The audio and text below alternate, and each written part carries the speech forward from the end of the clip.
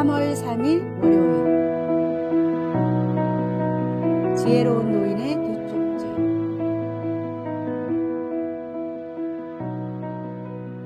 어느 외딴 시골 마을에 성공을 꿈꾸며 고향을 떠나려는 젊은이가 있었습니다. 마을에서 가장 지혜로운 노인은 젊은이가 떠나기 전 쪽지 2장을 건네주며 힘들 때마다 쪽지 하나씩을 읽어보라고 했습니다. 불안한 마음에 출발도 하기 전에 첫 번째 쪽지를 꺼내보니 두려워하지 말라 라고 적혀 있었습니다. 용기를 얻은 청년은 큰 도시로 떠났고 닥치는 대로 열심히 일했습니다. 하지만 몸과 마음이 너무 힘들어 자신이 떠난 것이 잘한 일인지 알 수가 없었습니다. 매일 밤 지친 몸을 이끌고 좁은 월세방으로 돌아올 때마다 고향의 따뜻한 저녁 밥상이 그리웠습니다. 결국 고향으로 돌아갈 마음이 생긴 젊은이는 나머지 쪽지 하나를 꺼냈는데 거기에는 후회하지 말라 라고 적혀 있었습니다. 그 순간 젊은이는 자신의 선택을 의심하던 마음이 부끄러워졌습니다. 꿈을 위해 떠나온 이 길에서 포기하고 돌아간다면 평생 후회할 것이라는 걸 깨달았기 때문입니다. 마음을 다잡은 젊은이는 결국 위기를 이겨냈고 도시에서 큰 성공을 거둘 수 있었습니다. 새로운 달이 시작되었습니다. 우리는 오늘도 올해도 주님께서 준비해 놓으신 큰 복의 고지를 향해 가야 합니다. 그 길에 주님이 동행하십니다. 주님과 동행하는 길에는 두려움도 후회도 없습니다. 오직 믿음으로 한 걸음씩 전진하면 됩니다.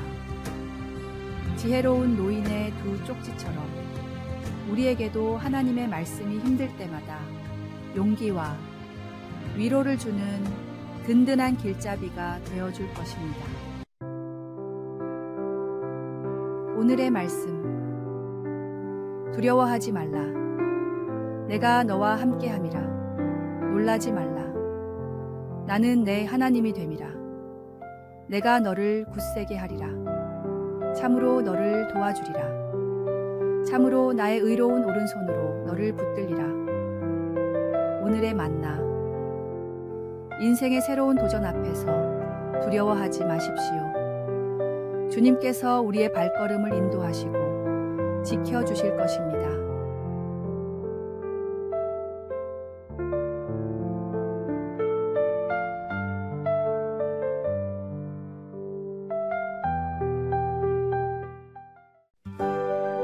(3월 4일) 화요일. 점 하나의 차이. 불가능이라는 영어 단어 impossible이 부호 하나만 찍으면 나는 할 수 있다는 I am possible이 됩니다. 실제로 기적과도 같은 일을 이룬 사람들은 모두가 안 된다는 일을 혼자서 가능하다고 생각한 사람들입니다. 긍정의 생각 단 하나가 불가능한 일을 가능하게 만들었습니다. 빛. 뎁티라는 단어도 점 하나만 찍으면 빛, 라이트가 됩니다. 백만장자로 자수성가한 사람들의 이야기를 들어보십시오.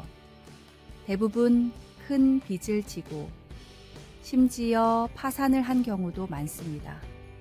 그러나 끝까지 포기하지 않는 노력 단 하나가 이들을 실패에서 성공으로 이끌었습니다. 꿈은 어디에도 없다는 영어 문장인 Dream is nowhere에 딱 한 칸만 띄우면 꿈은 바로 여기에 있다라는 Dream is now here가 됩니다. 하나님이 나를 창조하신 목적을 발견하면 모세처럼 광야에 살아도 요셉처럼 노예로 끌려가도 꿈을 찾고 이루는 기적이 일어납니다. 때로는 단 하나의 변화, 단 한순간의 변화가 인생을 송두리째 바꾸는 결과를 이끌어냅니다. 우리의 인생도 마찬가지입니다. 예수님을 믿는 순간 우리는 완전히 새로운 피조물이 됩니다. 죄인에서 의인으로 어둠에서 빛으로, 절망에서 소망으로 바뀌는 놀라운 변화가 일어납니다. 그리고 이 변화는 현재의 삶뿐만 아니라 영원한 미래까지도 바꾸어 놓습니다. 예수님의 십자가 보혈을 믿음으로 영생을 위한 변화라는 최고의 복을 선물 받으십시오. 작은 점 하나로 단어의 의미가 바뀌듯이 예수님을 영접하는 순간의 결단이 당신의 영혼을 바꿀 것입니다. 오늘의 말씀. 그런즉 누구든지 그리스도 안에 있으면 새로운 피조물이라. 이전 것은 지나갔으니 보라 새 것이 되었도다. 오늘의 만나. 지금 당신에게 필요한 것은 한 걸음의 믿음입니다. 주저하지 말고 예수님을 향해 그 첫 발걸음을 내디디십시오.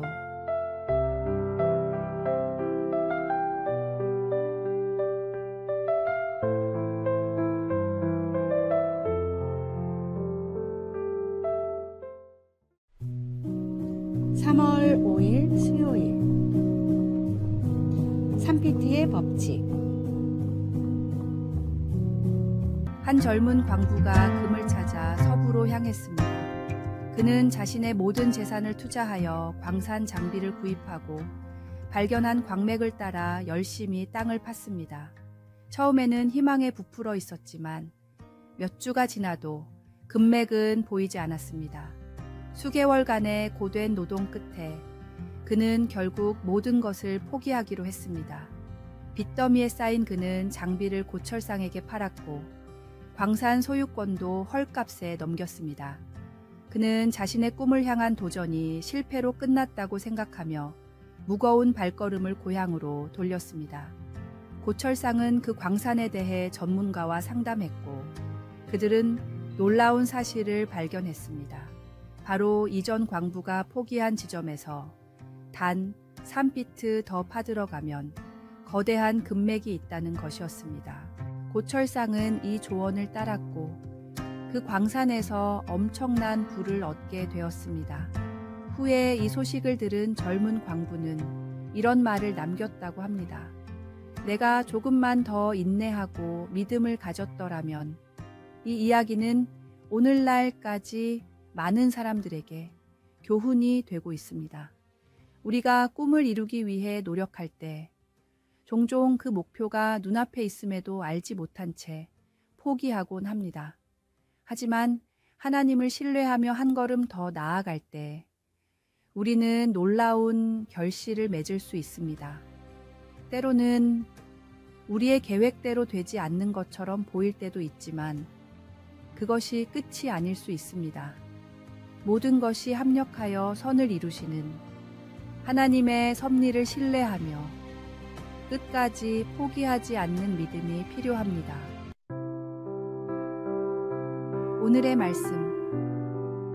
우리가 알거니와 하나님을 사랑하는 자, 곧 그의 뜻대로 부르심을 입은 자들에게는 모든 것이 합력하여 선을 이루느니라. 오늘의 만나.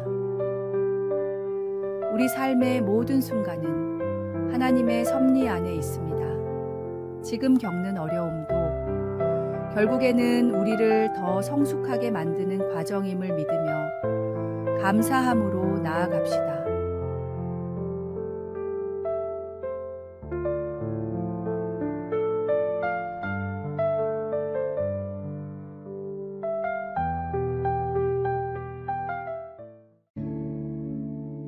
(3월 6일) 목요일. 100마디 말보다 한 번의 눈물. 노년에 갑자기 암에 걸린 할아버지가 계셨습니다. 평소 온화한 성격에 가족과도 관계가 좋은 분이었지만 암 진단을 받은 이후에는 갑자기 성격이 괴팍해지고 가족들에게 폭언을 하다가 급기야 면회까지 거부하셨습니다.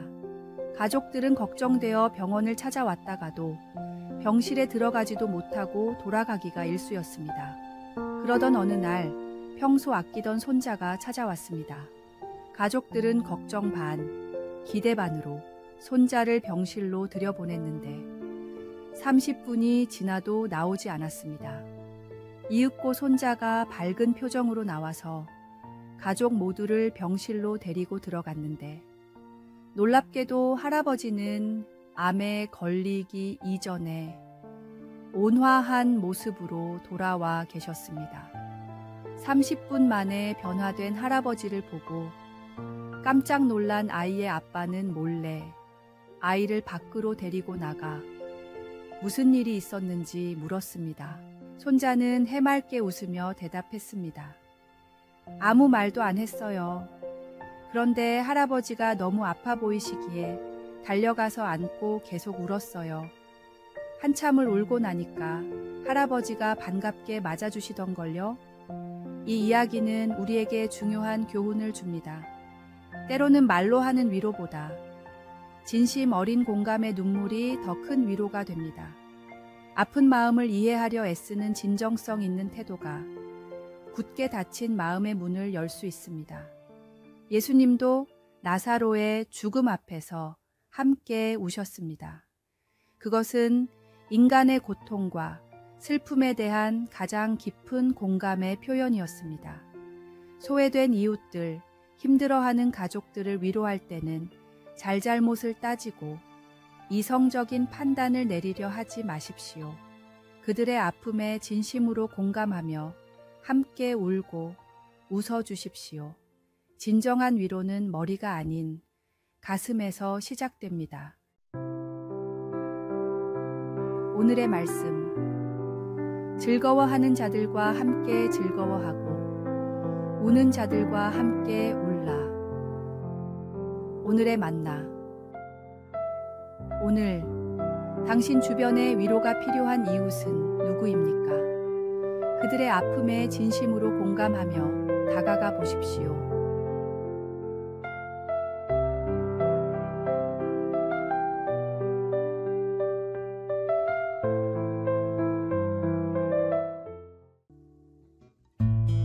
(3월 7일) 금요일. 용서를 구하는 용기. 학교에서 두 학생이 공부하고 있었습니다. 한 학생이 실수로 다른 학생의 책을 찢어버렸지만 부끄러워 자신의 잘못을 시인하지 못했습니다. 그는 며칠 동안 죄책감에 시달렸고 마침내 친구에게 우회적으로 물어보기로 했습니다. 누군가 내 책을 망가뜨렸다면 용서해 줄 거야. 친구는 잠시 생각하더니 대답했습니다. 물론이지. 하지만 그 사람이 직접 사과하러 와야 해. 첫 번째 학생은 다시 물었습니다. 만약 그 친구가 부끄러워서 직접 말하지 못한다면? 친구는 고개를 저으며 말했습니다. 그렇다면 그건 진정으로 용서를 구하는 게 아니야. 진정한 회개는 부끄러움을 이겨내고 자신의 잘못을 인정할 용기를 필요로 하지. 첫 번째 학생은 더욱 불안해졌습니다. 하지만 그가 용서받지 못할까봐 두려워한다면 친구는 부드럽게 미소 지으며 대답했습니다. 진정한 친구라면 정직한 고백 앞에서 분명 용서해 줄 거야. 우리는 모두 실수를 하니까. 중요한 것은 그 실수를 인정하고 바로잡으려는 마음가짐이야. 이 말을 들은 첫 번째 학생은 마침내 용기를 내어 자신의 잘못을 고백했습니다. 사실 내 책을 찢은 건 바로 나였어. 정말 미안해. 그러자 친구는 따뜻한 미소를 지으며 말했습니다. 네가 책을 찢었다는 것은 이미 알고 있었어. 하지만 네가 스스로 고백할 때까지 기다렸던 거야.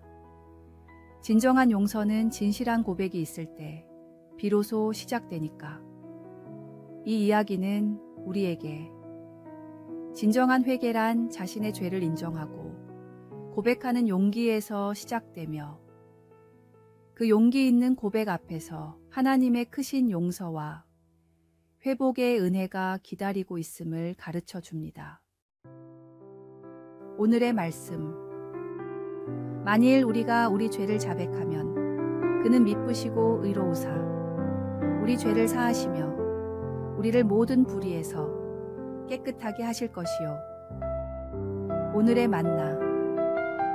하나님은 우리의 죄를 용서하시되 우리가 먼저 그 죄를 인정하고 고백하기를 기다리십니다. 우리의 교만을 내려놓고 겸손히 주님 앞에 나아갑시다.